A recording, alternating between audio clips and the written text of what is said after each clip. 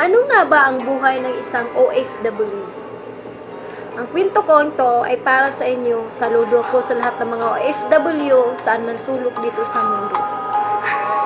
Ano nga ba ang buhay ng isang OFW? Masaya nga ba dito? O tinatago mo lang ang tunay na nararamdaman mo? Sabi nila, mayaman daw ang mga OFW. Maraming pera, sumusweldo buwan-buwan, at nabibili ang mga luho na gusto nila.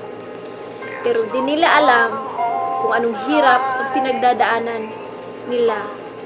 Masakit man lumayo sa pamilya, pero kailangan gawin para maibigay ang magandang buhay at kinabukasan sa aming pamilya.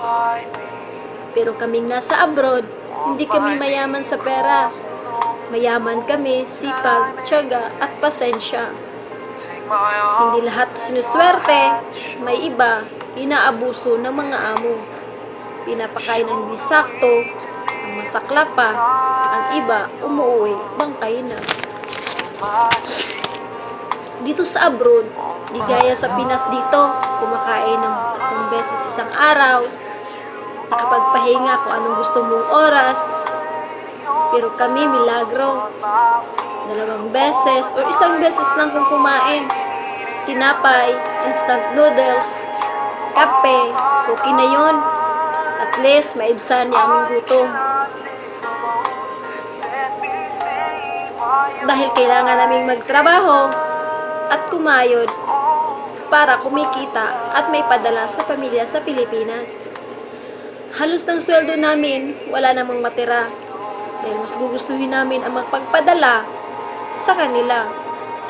Pag sweldo, 1 minuto mo lang mahawakan ang pera mo. Pag uwi, resibo. Malungkot man isipin, pero kailangan tiisin. Dito kailangan sipag, tiyaga, tiis, luha, lahat mararamdaman mo dito. Ang pinaka-importante, mahaba lagi ang pasensya mo para sa mga taong bago mo makasalamuha at makaharap mo. Mahirap lumayo sa pamilya, lalo na't may mga okasyon, bagong taon, birthday, reunion, Pasko. Lahat mamimiss mo yan dito. Ang iniisip mo lang, babawi na lang ako pag uwi dyan. Pero ang masakit, pag mawala talaga ang mahal mo. Mahal mo sa buhay. Kahit sa huling sandali ng buhay nila, hindi mo sila makasama at mayakap. Isa lang nagpapasaya namin dito. Kumustahin nyo lang kami, mag-text, mag-message, kahit milya-milya pa ang layo namin. At least mararamdaman namin, andito kayo sa puso namin.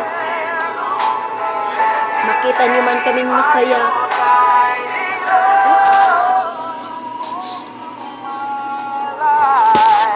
Makita nyo man kaming masaya dito na naka-upload sa mga Facebook, pero sa likod ng mga sayang yon at mga ngiting yon, may nakabalot na pangungulila.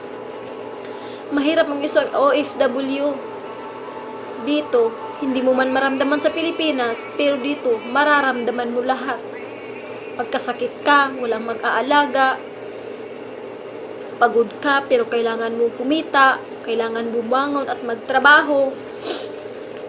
Hindi madali. Lahat yan, tinitiis mo lang.